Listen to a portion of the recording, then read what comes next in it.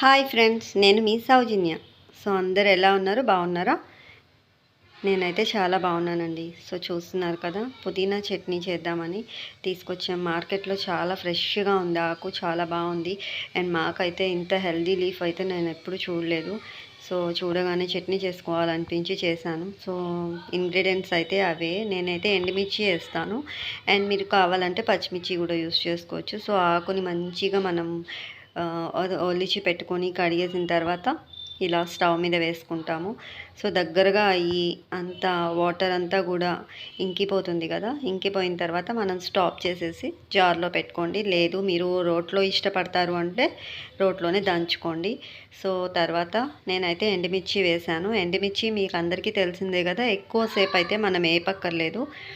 Already ఇందాకటి నుంచి oil heat మీద ఉంది కాబట్టి ఎక్కువసేపు ఏం పట్టలేదు. సో ఎండుమిర్చి మనకి స్మెల్ కూడా అర్థమైపోతుంది. కొంచెం స్మెల్ మనకి ఏగిన వాసన వచ్చినప్పుడు తీసేసుకుందాం. అండ్ తర్వాత కొన్ని ధనియాలు వేస్తున్నాను. సో డైరెక్ట్గా వేసే కంటే కూడా ఇలా లైట్గా మనం ఫ్రై చేసి వేపుకుంటేనే బాగుంటుంది. సో అందుకోసమని అవి కూడా తీసుకున్నాను. అండ్ ఆఫ్టర్ దట్ నువ్వులు. సో ఇప్పుడైతే మనం అందరం ఎక్కువ నువ్వులు యూస్ చేయాలి, కాల్షియం ఉంటుంది అని చెప్తున్నారు కాబట్టి నేను కూడా నువ్వులు కొన్ని యాడ్ చేశాను.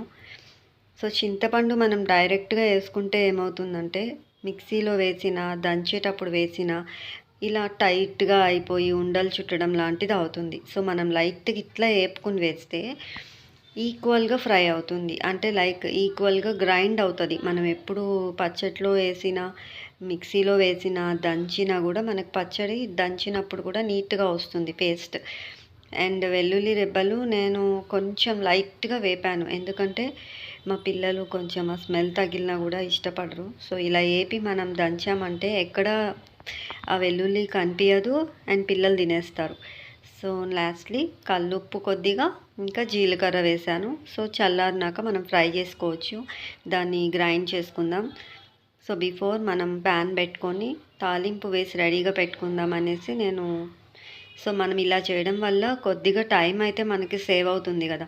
సో మనం అది పేస్ట్ చేసే వరకు ఆగి ఈ తాలింపు తర్వాత వేయడం, ఇలా అయితే టైం కూడా కొద్దిగా మనకి వేస్ట్ అవుతుంది. సో ఈ గ్యాప్లో మనం తాలింపు వేసి పెట్టేసుకుంటే అది కూడా కొద్దిగా ఆరుతుంది, మనం మిక్సీ పట్టేసుకోవచ్చు. సో తాలింపుకి కావాల్సినవన్నీ వేసేసాను.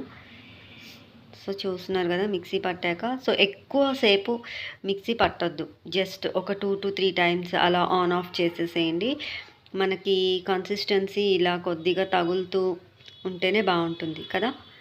సో నచ్చితే లైక్ చేయండి, సబ్స్క్రైబ్ చేసుకోవచ్చు కదా ప్లీజ్. Okay bye.